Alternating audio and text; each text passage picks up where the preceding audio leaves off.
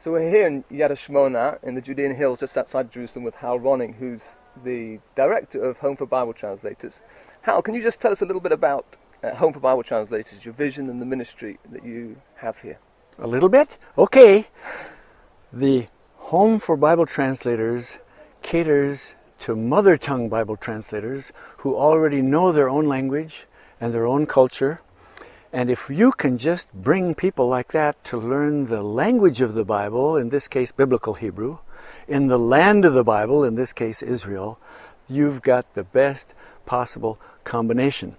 Because there's nearly 7,000 languages out there according to the Wycliffe Bible Translators 2-volume ethnologue listing of languages, and only 475 have got a whole Bible. And those 475 languages were most of them translated from English or French or German or Spanish to other languages. And so in emergency, of course, you do what you can, but anybody would realize that if you could translate from the original and with a chance to see what it is that you're going to be translating, that is the best way to go. And so that's why we have started this program in conjunction with the Hebrew University, 6 months, very intensive program of learning the language of the Bible in the land of the Bible, the text in context. Can you give us a little example of how learning Hebrew and being in the land changes how you understand? Let's take a simple topographical example of the scene of David killing Goliath. And in King James English it says there was a mountain on one side and there was a mountain on the other side of this valley with the Philistines on one side and the Israelites on the other. I'm standing there with Bible translators, and the fellow from Papua New Guinea says, "Mountains? These aren't even hills." And the fellow from Chad says, "No, these are mountains." And I said, "Okay, just forget what our European translations have said as being done by people who never had a chance to be here as you are. What the Bible is talking about is what you're looking at right now, so you pick the right word in your language to give your people the right idea from the very beginning." For example, Sea of Galilee is a little inland lake, but I still call it a Sea of Galilee because the King James translators never had a chance to see it and made that kind of mistake. Okay. You get people from all over the world. Give us some examples of the countries that have translators who have come here.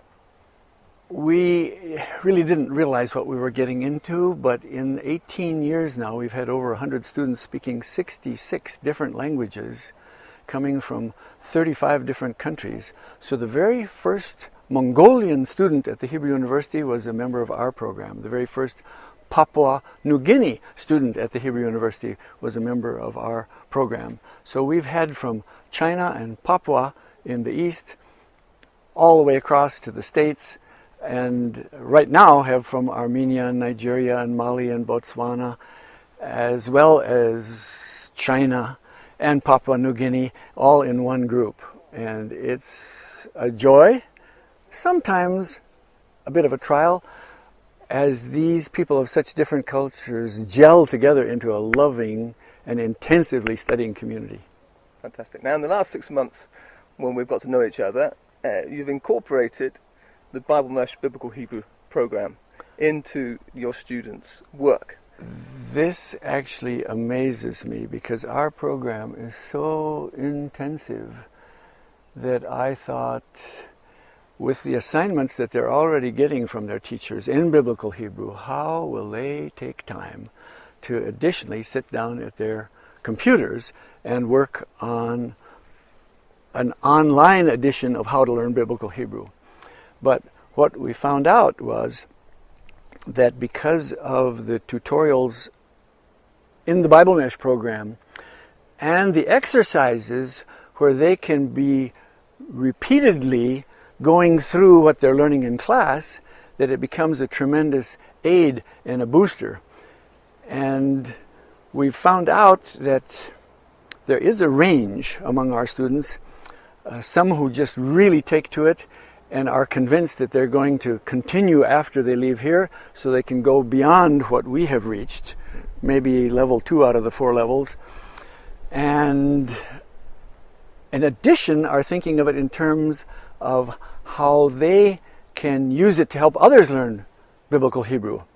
And we have yet another thing in mind, and that is how to guarantee that the people who come to our program already have an equivalent of first year of biblical Hebrew, because that's very difficult given the variety of courses that are out there, the variety of levels, and we're having to cope with people of such different levels that we're convinced that BibleMesh, with its graded exams, can be something that we can say, until you reach this level, don't bother to apply, because we want people who have enough background to just really intensively use this short 6-month program that we provide. Fantastic. And can you just give us a little brief response from your perspective, how the students have reacted to the program? Have they found it really helpful? Have they enjoyed it? Well, this is the positive thing, that from ones who are the very beginners, and we have sometimes let people in who haven't quite achieved what we think they ought to have achieved, but they may be forerunners from their community, and so we want them to have the opportunity. But the program starts with the alphabet and with the vowel signs, and takes you from scratch in such a way that those folks who were rather weak when they came, as well as somebody who was already reciting Psalms in Hebrew by heart when he came, they can tag in at the level where they're at and then move on. And so it's been a joy. Fantastic. Last question, which I know both of you and I are sold on. How important is it for Bible translators to know Hebrew well? How important is it for the church to get to know the language of the Bible? If you want to understand the Bible well, you learn Hebrew, because all the concepts were birthed in Hebrew. And Hebrew is rich, positively speaking. It can be ambiguous, the other side of the richness, but that's the reason why getting into the Hebrew context, not just the Hebrew words, but the context in which they were spoken and written, is so important. I even claim that my wife, as a Bible translator, translates not just translating the words that are written there, but knowing what were the other Hebrew words that were options, that were synonyms, that weren't used.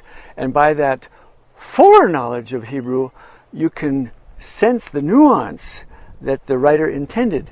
And that joy of feeling, I'm standing on the ground, I'm learning a tool that enables me to dig into the scriptures, and I'm not just being spoon-fed by a teacher who's repeating what he was taught.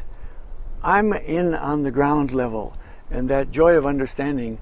And just the name, Hezekiah, my wife who grew up in this country, is shocked. Hizkiyahu, my strength is the Lord. And you just iron it out flat with a word that doesn't mean anything to someone. As a little example of the joy, Isaiah, Yeshayahu, the Lord is my salvation. And of course you can read the Bible in transliteration and translation and get to know the Bible and the Lord of the Scriptures, but the fullness and the joy of getting and digging into the Hebrew original text cannot be compared. Thank you.